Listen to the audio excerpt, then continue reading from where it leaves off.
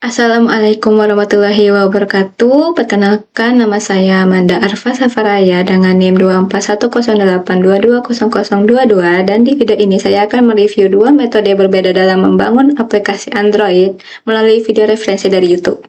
Nah, jadi fokus utama bahasan kita adalah perbandingan cara membuat aplikasi secara manual menggunakan kemampuan programmernya sendiri dengan perbandingan membuat aplikasi dengan bantuan AI. Melalui perbandingan ini kita bisa melihat mana yang lebih efektif digunakan di era saat ini dan apa dampaknya terhadap proses belajar bagi pemula.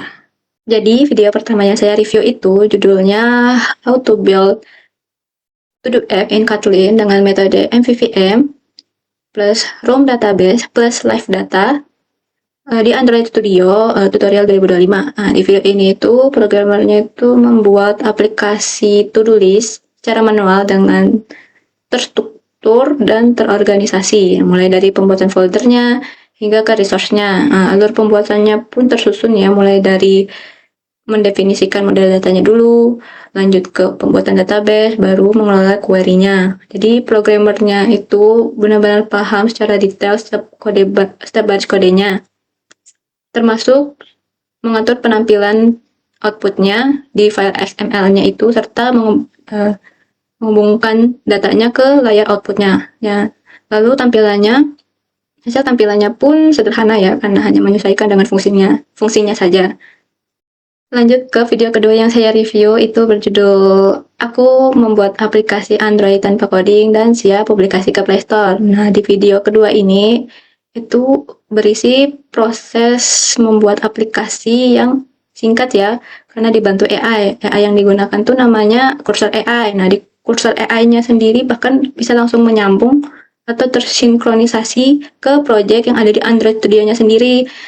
Jadi programmernya itu nggak perlu capek-capek ketik kodenya dari awal, cukup beri prompt atau instruksi yang jelas ke AI-nya untuk membuat kode-kodenya sendiri. Hasilnya pun mengesankan ya, karena prosesnya juga cepat, desain yang dihasilkan juga lebih modern. Nah, oleh karena itu AI ini sangat membantu dalam meningkatkan produktivitas, apalagi dalam menyelesaikan tugas-tugas yang biasanya memakan banyak waktu jika dikerjakan secara manual. Nah, jika kita bandingkan keduanya, kalau membuat aplikasi secara manual itu memang jauh lebih lambat dan berpeluang tinggi salah ketik. Tapi kita jadi benar-benar paham alur pembuatannya, kerja aplikasinya secara mendalam, ya melalui kesalahan-kesalahan pengetikan itu, jadi kita lebih banyak belajar ya. Jadi misal kalau ada masalah teknis di kodenya, kita bisa lebih paham dalam menyelesaikannya. Nah, sedangkan kalau membuat aplikasi menggunakan bantuan AI, memang unggul di kecepatan, tapi kita cuman jadinya membuat kode tanpa paham fungsi baris-baris kodenya. Jadi itu bisa menyulitkan kita kalau ada masalah teknis yang rumit di kodenya. Nah, oleh karena itu, cara paling efisien dalam membangun aplikasi Android ya dengan mengombinasikan kedua metode tersebut. Nah, jadi bisa kita menggunakan AI untuk membuat desain dan kode dasarnya, tapi kita tetap memvalidasinya sendiri lagi dan benar-benar memahami logika kode tersebut agar aplikasinya itu ringan dan tidak ada kode yang sia-sia, sehingga kodenya tidak hanya cepat tapi berkualitas secara teknis.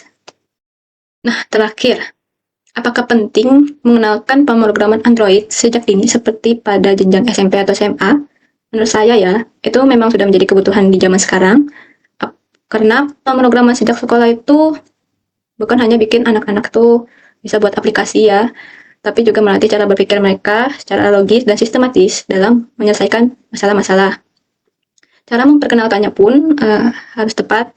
Misalkan kita bisa memberikan anak-anak tuh coba membuat aplikasi sederhana pakai AI dulu, agar mereka tertarik karena melihat hasilnya secara instan. Nah, setelah rasa ingin tahu mereka muncul, baru kita ajarkan logika di balik kode tersebut secara perlahan. Jadi seimbang antara kreativitasnya dan pengetahuan teknologinya. Sekian review dari saya. Mohon maaf bila ada salah kata, dan terima kasih sudah menonton. Bye.